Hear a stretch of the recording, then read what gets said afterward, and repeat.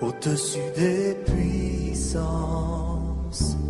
au-dessus des rois, au-dessus de la nature et de la création, au-dessus de tout. Shalom, shalom, paix et grâce à tous ceux qui nous suivent à travers le monde. Femme, lève-toi. Nous revenons sur le thème Femme, une aide semblable.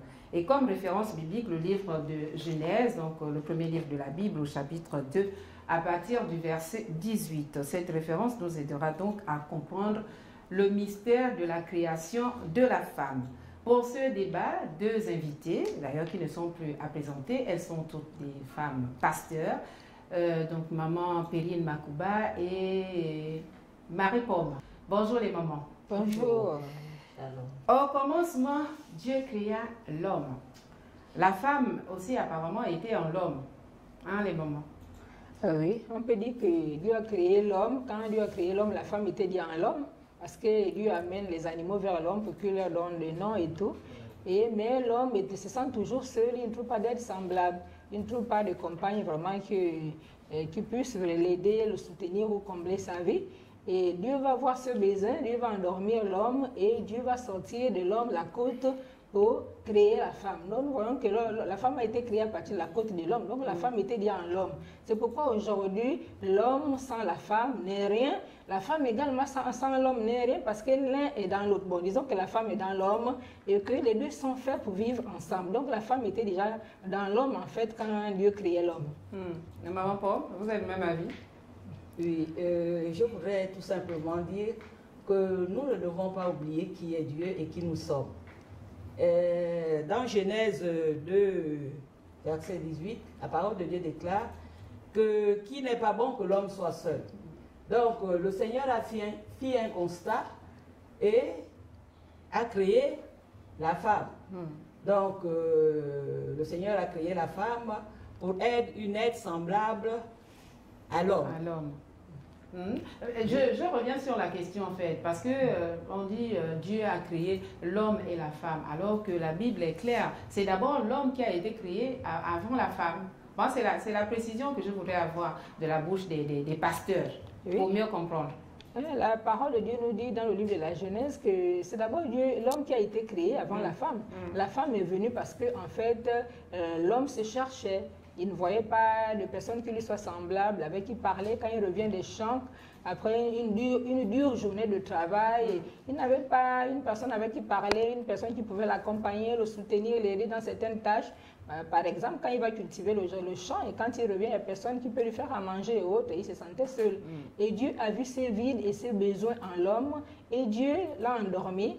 Le premier chirurgien, comme on le dit souvent, il a opéré et il a sorti de l'homme une femme qui lui soit semblable, son aide, donc elle est venue.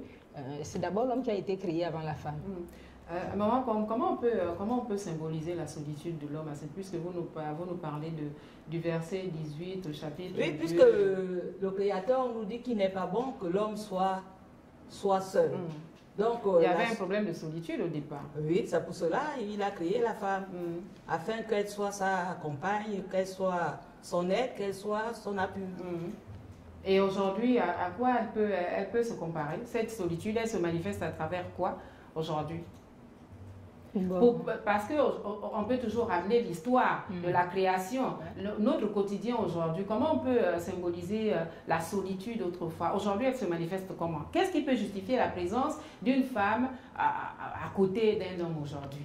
Pourquoi sa présence est-elle si importante pour l'homme? Parce qu'elle vient combler quoi? C'est quoi le vide?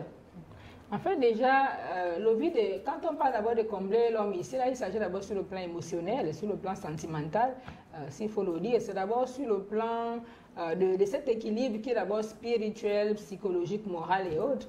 Donc, la femme vient d'abord combler l'homme à ce niveau.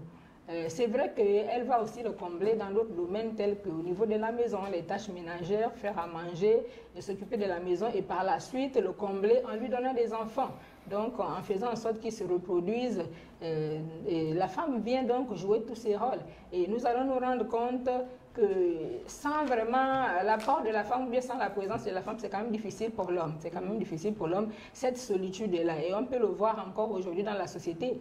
Tous les hommes qui n'ont pas de femme ou qui n'ont pas la bonne femme sont malheureux. Ils sont malheureux, ils se cherchent. Oui, maman Pomme. Oui, je voudrais ajouter également que le Créateur nous met sous un angle relationnel. Donc, seul, replié sur lui-même, l'homme dépérit et il meurt. Donc, il a besoin de s'entourer de son être semblable, qui est la femme, qui est sa compagne, qui est la personne qui l'inspire, qui est son vis-à-vis. Est-ce qu'aujourd'hui on peut dire qu'il y a une différence entre femmes dans le sens que l'homme qui a trouvé la femme a trouvé le bonheur? Est-ce qu'il y a une différence avec l'aide semblable? Est-ce qu'on peut faire la différence entre femme en tant qu'épouse et femme aide semblable? Ou c'est la même chose, selon vous? Bon, moi je dirais, pour ce qui me concerne, que lorsqu'on parle d'épouse, on parle de femme. Bon, je crois que l'épouse, c'est d'abord la femme d'un homme. La femme d'un homme bien spécifique, c'est-à-dire qu'un monsieur a décidé un jour de se lever et d'aller prendre pour épouse telle. Par exemple, mademoiselle Solange, qui est devenue son épouse, et ils partagent la vie ensemble, ils partagent tout ensemble. Donc, ils sont devenus une même personne, comme dit la Bible, une même chair. Ils font tout ensemble et il y a une certaine complicité, une certaine amitié entre eux. Et il y a ce lien d'amour vraiment qui les unit.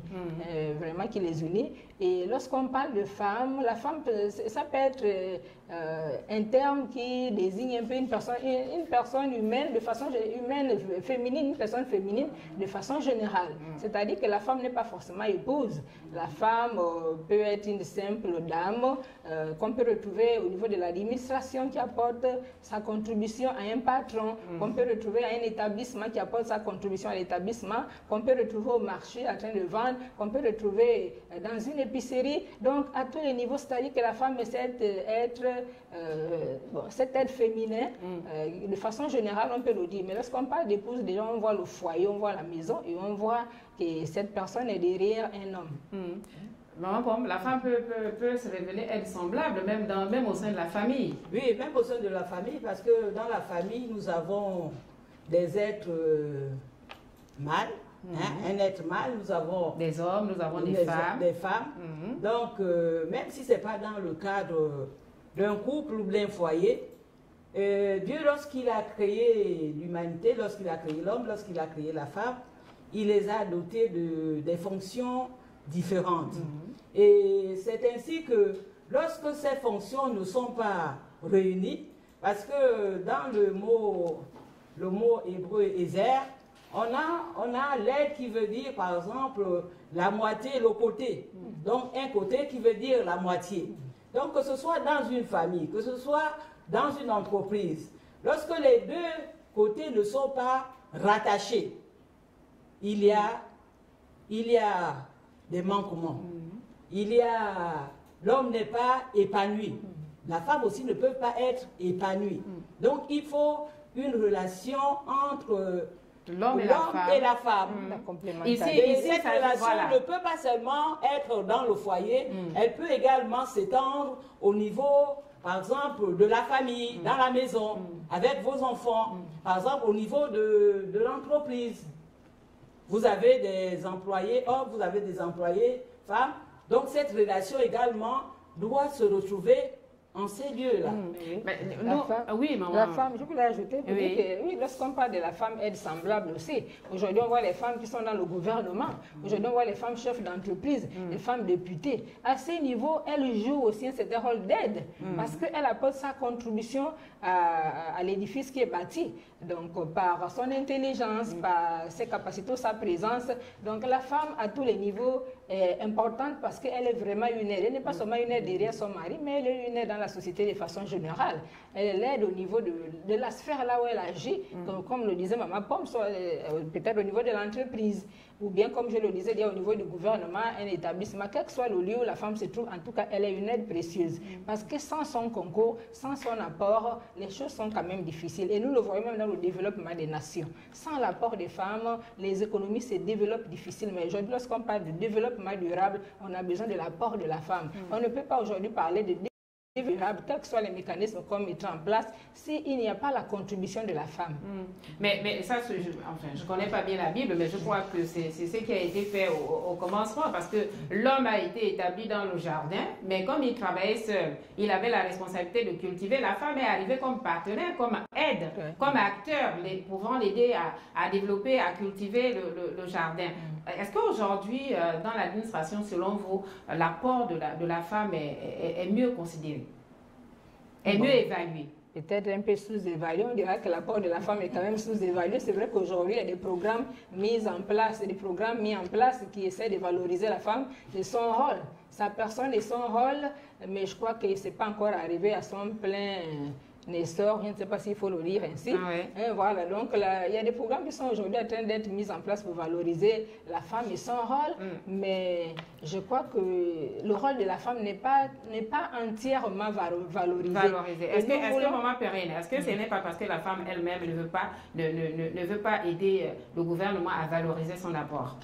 Je crois aussi que c'est vrai que les femmes sont en train de se battre aujourd'hui, faire en sorte que encourager les gouvernements des États, et particulièrement le gouvernement de notre pays, je le dirais, que les femmes soient en train d'agir, de contribuer et à faire en sorte que nos gouvernants puissent reconnaître leur rôle, reconnaître cette valeur et leur accorder aussi vraiment cette grâce qu'ils accordent aux hommes. Je crois que le combat est là, les femmes s'y mettent, les femmes participent à cela. Et nous croyons qu'avec le temps, par la grâce de Dieu, cette bataille sera remportée par les femmes. Nous ne désespérons pas vraiment. D'accord. Là, on reconnaît aussi la responsable de Femmes Championnes, une ONG. Maman Marie-Pomme, je reviens sur la cellule familiale. Est-ce que dans notre cellule familiale, ou bien on va dire, selon notre culture, c'est la même éducation qui est donnée aux jeunes enfants, hommes, femmes, on va dire, filles, garçons? Le déclin ne part pas de là? Parce que souvent, je crois qu'il y a un conflit aussi entre les enfants. À la maison, la fille est un peu à l'écart, elle est préparée pour aller en mariage. Le jeune homme, lui, il n'a pas reçu une éducation, par exemple, qui l'aide à faire la vaisselle. Donc, il y a toujours une différence. Les deux ne peuvent pas comprendre qu'ils sont dans une relation de complémentarité, en fait. Il y a toujours un qui va vouloir être au-dessus de l'autre. Est-ce que ce n'est pas un problème d'éducation aussi, ou de culture? C'est un problème de transmission de valeurs. Ouais. C'est un problème de transmission de valeurs parce que normalement, même lorsque Dieu a créé l'homme et la femme, chacun devait être dans son couloir. Dans son couloir, c'est que des fonctions, c'est des personnes créées à l'image de Dieu. Donc, une égalité... une égalité, parce que tous nous sommes créés à l'image de Dieu, donc il y a une égalité de façon, de la dignité de la personne. Mais dans cette égalité, il y a aussi une différence des tâches. Donc cela devait se retrouver au niveau de la famille, de la cellule familiale. Qui doit commencer à inculquer ses valeurs depuis le bas âge. Depuis le bas âge. Donc, le garçon, le petit garçon devait avoir ses tâches, la jeune fille également ses tâches, mais cela ne fait en aucun cas que l'autre soit supérieur ou inférieur à l'autre. Donc il devait se retrouver dans une relation où on recherche l'harmonie de la famille, chacun dans son couloir, en respectant également l'autre. Et en complétant l'autre, par exemple, ce que l'autre a en plus devait combler ce que l'autre n'a pas. C'est dans la complémentarité. Voilà, la complémentarité. Donc c'est dans cette relation où les choses devaient se passer, quoi. Oui, mais nous constatons aujourd'hui, Maman Perrine, avec le sens, alors dans le même sens que vous, nous constatons aujourd'hui que les aînés, par exemple, si elles sont femmes, mais les jeunes qui arrivent, s'ils sont garçons, ont du mal à reconnaître l'autorité de leur aînée femme. est-ce que ce n'est pas, je reviens sur le problème de l'éducation, la transmission des valeurs, est-ce que ce n'est pas parce que dès le départ, nous avons failli? Voilà. Ah oui, je crois que c'est comme disait Maman Pomme, comme le disait Maman Pomme, je crois qu'il y a un problème au niveau de la transmission des valeurs. Parce que même dans nos cultures, dans nos traditions, lorsqu'on voit le garçon ne joue pas le même rôle que la femme.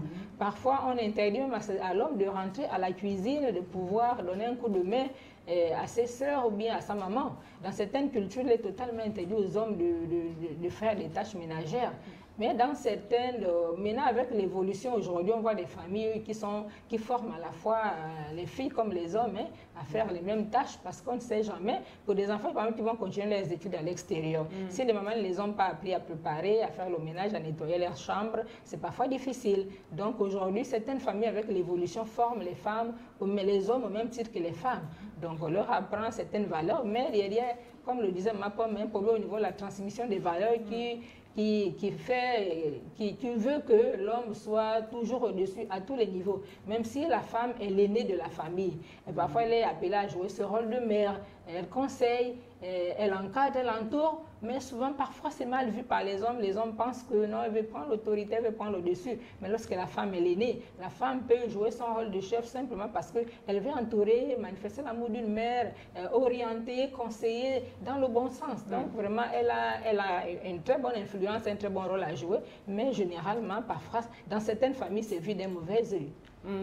Et ici, c'est une occasion pour nous nous sommes seulement en train de dénoncer et puis de rappeler l'ordre établi par Dieu, rappeler aux uns aux autres que Dieu a créé l'homme et la femme pour que les deux soient complémentaires. Ce n'est pas une affaire de dominer, de dominant, et puis une affaire de domination. Chacun de nous domine sur la création comme Dieu nous a établi, mais ce n'est pas le frère qui domine sur la sœur ou la sœur qui domine sur le frère. Les deux doivent marcher ensemble, chacun dans son couloir, mais leur apport doit aider la famille à être stable. Voilà. Et dans la société, ce n'est pas aussi l'homme qui l'a dominé sur son épouse ou l'épouse dominée sur son mari. Ils sont faits pour marcher l'un l'autre, la main dans la main, de façon complémentaire. Donc, il n'y a pas de domination, il n'y a pas de mauvais traitement. Je crois qu'il y a eu un problème au jardin d'Éden parce que chacun n'avait pas joué son rôle. Est-ce que Adam était présent? On va d'abord revenir. Est-ce que, oui, qu'est-ce qui s'était passé finalement? Ça, c'est ma façon de voir. Je crois que ce qui s'est passé dans le jardin d'Éden révèle ce que les hommes sont aujourd'hui. Les hommes sont concentrés sur leur travail. Quand ils partent de la maison le matin pour leur bureau ou bien pour leur entreprise, ils sont là, ils restent parfois toute la journée. Et tout c'est sur le dos de la femme. Donc la femme va tout faire, s'occuper des enfants, du ménage, des achats et parfois même prendre certaines décisions en l'absence du mari. La bouteille de gaz est terminée, qu'est-ce qu'il faut faire parfois? Et tout, c'est vrai qu'on planifie ensemble. Dans certains couples, surtout les couples chrétiens, tout est planifié ensemble. Donc quand vous agissez, même si votre mari n'est pas là, tout est déjà planifié. Mais dans certains couples, ce n'est pas le cas. Donc parfois, la femme est amenée à tout faire, l'homme n'est pas là et son absence peut être un danger parce que c'est des portes qui s'ouvrent et l'ennemi va rentrer. La femme, manquant parfois de sagesse et étant parfois un sexe faible, peut être portée à prendre certaines décisions qu'il ne fallait pas, ou bien à dire certaines choses qu'il ne fallait pas. Tout simplement parce que l'homme n'est jamais là. Il est absorbé par son travail. Et ça aussi, ce n'est pas mauvais le travail, mais les hommes sont tellement absorbés par ce qu'ils font que parfois ils oublient la famille. Ils oublient la famille, ils oublient les autres. Et ça, là, je crois qu'il faut vraiment le dire. Il faut recadrer les choses parce que c'est justement pour cette raison que le serpent était arrivé pour séduire la femme. Oui, voilà, pour séduire la femme. On n'est pas là pour condamner les hommes. Hein. Nous voulons juste rappeler... remettre l'équilibre, quoi. Ramener l'équilibre. Quand la femme n'est pas reconnue comme une aide semblable, il y a quand même des conséquences, il y a des dangers. Il y a des dangers, Maman Pomme, au sein de la société. Nous voyons aujourd'hui le déclin. Oui. Allez-y. Oui, je disais que, en principe, notre Dieu a établi des plans merveilleux pour sa création. Mais le problème, c'est qu'il faudrait que notre entendement soit ouvert, que nous soyons éclairés, surtout au niveau de la femme. Elle doit être éclairée. Elle doit comprendre son rôle, son rôle en tant qu'aide que le Seigneur a établi. Donc, la femme est une aide dans la famille, la femme est une aide dans la société. Dans la société, dans la famille, partout où elle se trouve, la femme doit être une aide. Elle doit être une aide, celle-là qui comme disait la définition dans Esther, qui qui est la poutre. Voilà. La poutre qui soutient. La poutre qui soutient. Parce que sans la femme, par exemple, une maison peut être une représentation d'un foyer, ça peut être une représentation d'une famille, ça peut être une représentation d'une société. Sans la toiture, sans la poutre qui soutient la toiture, la société ne peut pas être évolutive ou bien connaître la stabilité ou bien un épanouissement. Le foyer ne peut pas connaître l'épanouissement, même la société, parce que la société est constituée de plusieurs foyers, plusieurs ménages. Donc, c'est pour cela que vous relevez, tant que la valeur de la femme n'est pas reconnue par l'homme, nous allons constater, relever ce qui se passe actuellement. Vous voyez que notre société est pleine de perversité. Nous voyons la débauche, nous voyons l'insécurité, nous voyons les viols partout. Tout ça là, parce que la volonté de Dieu n'est pas comprise. Il faudrait que vraiment celui qui nous a créés, nous fassions un effort pour comprendre qu'est-ce qu'il voulait que l'homme et la femme fassent en les créant. Cherchons à connaître la volonté de Dieu en toutes choses. La femme, une aide semblable, voilà pourquoi. Oui, maman. Non, oui. Je voulais seulement dire, comme on le dit, un adage dit que la nature a horreur du vide.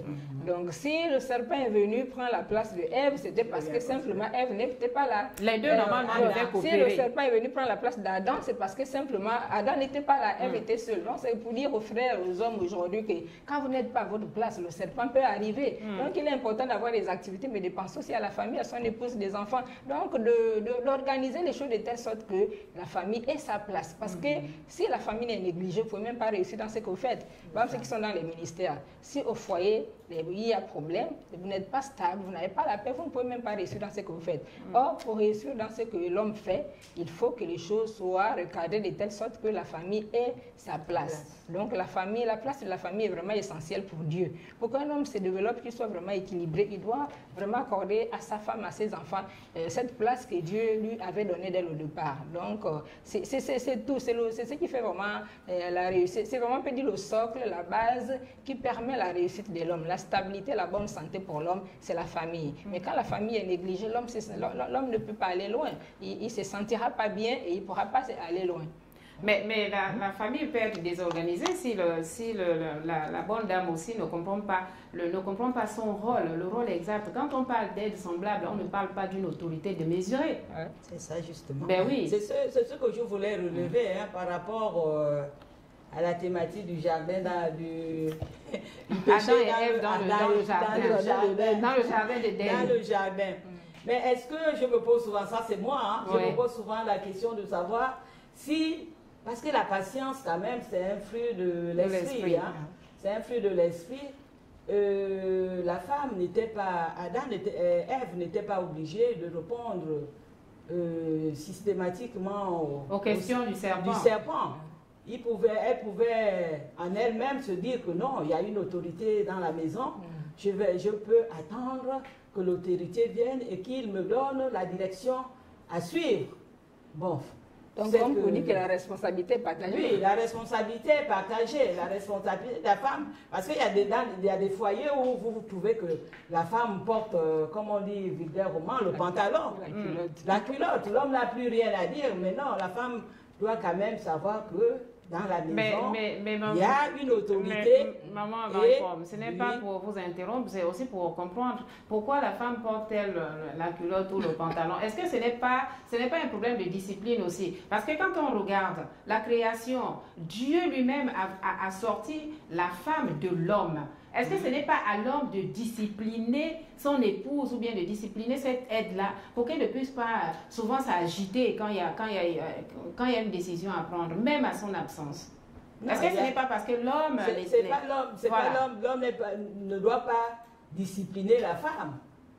Quand on parle de discipline, si on pousse un peu loin, on peut arriver à la violence. Mais non, nous avons une réglementation, nous avons un règlement intérieur que le Créateur nous a prescrit. Donc nos regards que ce soit l'homme ou la femme, doivent être fixés sur ces recommandations, ces instructions. C'est là le problème. Ce n'est pas que quelqu'un d'autre va discipliner. Parce que quand on va permettre à quelqu'un de discipliner l'autre, ça va être, on va parler des violences, on va parler, parce que l'autre ne va pas bien. C'est question de caractère de l'individu, caractère de Dieu dans l'individu. Oui, maman Perrine. Je voulais simplement ajouter, dire aussi que lorsqu'on parle de la femme qui porte la culotte, parfois qui prend la place de son mari, on peut aussi évoquer plusieurs raisons. Ça peut être aussi la maltraitance. La femme est maltraitée, en retour elle veut se défendre. Lorsqu'une femme est aimée, choyée, bien traitée, je ne vois pas pourquoi elle va se rebeller. C'est vrai que si elle est chrétienne, elle est transformée par la parole de Dieu, mais si elle ne connaît pas Dieu, si elle est bien traitée, elle est comblée par son mari, je ne vois pas pourquoi elle va se rebeller. C'est vrai, sauf si c'est caractériel, ou bien sauf si c'est vraiment des liens de famille, parce qu'il y a des familles comme ça. Mais je crois qu'il y a quand même des raisons qui font en sorte que la femme arrive à être ce que nous dénonçons, la porter, la culotte par exemple. On parle ici de cette femme qui est une aide semblable. Mais si cette aide va au-delà de ce qu'elle peut apporter, est-ce que c'est parce qu'elle veut le faire ou bien c'est parce que justement elle a été délaissée ou elle est obligée d'endosser cette responsabilité? Maman Pomme, c'est surtout à vous que, voilà, je pose la question parce qu'avec vous, il faut toujours attendre que l'homme soit présent, qu'il donne l'ordre. Non, c'est pas ce que mais je parfois, veux les hommes sont relever. absents et puis cette aide-là, elle devient plus exigeante. L'absence de l'homme peut être justifiée. L'homme peut être empêché. C'est comme, par exemple, un directeur de société. Tu ne vas pas me dire qu'il est absent quand il n'est pas là. Non, il peut être empêché. Donc, je veux relever que nous ne devons pas regarder à ce que, par exemple, ton conjoint ou l'homme te fait. Non. Nous devons regarder à ce que Dieu dit que tu dois faire. Par exemple, si l'homme est le chef de la famille, la femme ne va pas venir aussi revendiquer le rôle de chef de famille, non. Non, mais est-ce qu'on trouve normal mais Madame Pomme, ici on dit que la femme est une aide, elle n'est pas le chef. Qui? Elle n'est pas le chef, c'est d'abord l'homme qui va prendre la décision sans demander l'autorisation ou bien le consentement de ton mari, tu te constitues en chef de famille. Non, il y a certaines circonstances qui amènent les femmes à le faire, par exemple. Voilà, maman Perrine. Certaines circonstances amènent les femmes à jouer de la sorte parce que nous ne pouvons pas comprendre ce qui se passe souvent dans les foyers. Il y a plusieurs types de foyers et nous savons ce que certaines femmes subissent dans certains foyers. Donc parfois quand on voit le comportement de certaines femmes, nous devons nous rapprocher de ces femmes pour essayer de les écouter. Il y a beaucoup de femmes, des choses que les femmes disent à partir de leur foyer, les comportements des hommes, parfois la maltraitance de la part de la belle famille et le mari se met du côté de ses parents, il livre son épouse et les enfants. Donc il y a bien des raisons qui font parfois en sorte que la femme prenne les devants. Mais oui, vous savez également qu'on n'a pas à lutter contre la chair et le sang. On a des armes qui nous permettent de ramener. On ne va pas être tous les jours dans le jeûne et la prière pour que le caractère puisse changer. La prière, nous sommes des intercesseurs. Juste au retour de Jésus. Quand on voit que quelque chose ne marche pas, Dieu te donne une arme, bien-aimé. Fléchis tes genoux et prie. La prière est capable de transformer les montagnes, transformer une personne. Et pour la société, maman Pomme, oui. et pour la société, je reviens, pour la société, là où la femme n'est pas, son apport n'est pas pris en compte, nous devons aussi jeûner et prier. Donnez-nous la solution. Dites-moi, parce que le monde... Nous appelons à l'intervention. Le monde va mal, on a besoin de la femme. L'intervention divine. Oui. Que Dieu se révèle à nous et nous donner les orientations, ce qu'il faut faire. Mais je crois que la prière, comment la femme peut-elle faire, maman Perrine, comment la femme peut-elle faire par ces temps difficiles? Pour changer les choses. Se révéler, voilà, pour que les choses puissent changer. Je pense que... Si elle est la voie autorisée. Je pense que déjà, elle doit comprendre son rôle de femme au foyer, comprendre sa place et l'occuper. Et souvent, on dit que la femme est le pilier d'une maison. Donc, quel que soit le type de mari qu'elle peut avoir, qu'il soit un mari violent, qu'il soit un mari respectueux, qu'il soit un mari qui ne sait peut-être pas prendre ses responsabilités, mais je crois que si la femme a un très bon comportement, elle peut aider son mari à revenir sur le droit chemin. Si elle se soumet, le respecte, elle lui accorde vraiment de l'attention, elle peut des bons soins, elle peut le ramener sur le droit chemin. Et de l'autre côté aussi, comme disait Maman Pomme, nous, en tant qu'enfants de Dieu, nous proposons la solution par excellence, c'est la parole de Dieu. Donc, c'est tourner vers Jésus. Si vous ouvrez votre cœur à Jésus, vous le recevez comme Sauveur et Seigneur. Et si vous vous mettez dans la prière et dans la parole de Dieu, le Saint-Esprit va vous orienter. Et puis, les choses vont changer parce que là, c'est maintenant Dieu qui intervient. Là, il ne s'agit plus maintenant d'une intervention humaine, mais là, c'est Dieu lui-même. Le surnaturel prend le dessus. Donc, je pense qu'on peut faire. Maintenant, si on n'arrive pas à faire seul, on ne s'en sort pas. On se tourne vers Dieu pour demander le secours. Et généralement, on conseille d'aller soit vers les épouses de pasteur, si vous êtes une femme, ou bien vers les hommes de Dieu, ou vers les femmes chrétiennes dans les administrations, dans les écoles, partout. Vous trouvez des femmes chrétiennes, des femmes transformées, bien sûr. Donc, ils peuvent aider ces femmes à pouvoir sortir de leurs situations difficiles. Voilà. Nous sommes donc à la fin de l'émission. Maman Pomme, un dernier mot? Oui, je voudrais dire aux femmes que la solution, c'est vrai qu'il y a des femmes qui ne prient pas, mais notre Créateur, c'est Dieu. Et Dieu, au travers de Jésus-Christ, nous avons la solution à tous nos problèmes dans la prière. Et là-dedans, je voudrais relever le rôle qui a été dévolu à la femme, qui est la soumission, par exemple, dans un foyer. Que derrière la soumission a une grande puissance de délivrance. Une femme soumise, lorsqu'elle demande quelque chose à Dieu, elle obtient. Merci, maman Pomme, femme, soyez soumise. Mais Marie, aimez aussi vos femmes comme Christ a aimé l'Église. Voilà, nous sommes donc à la fin de ce numéro. Merci de votre fidélité. Nous nous retrouverons la semaine prochaine, ou plus, si Dieu le veut. D'ici là, portons-nous bien. Merci.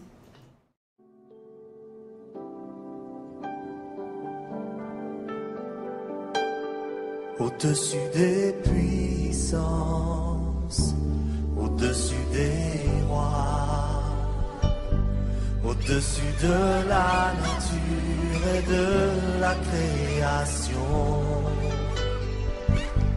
au-dessus de tout.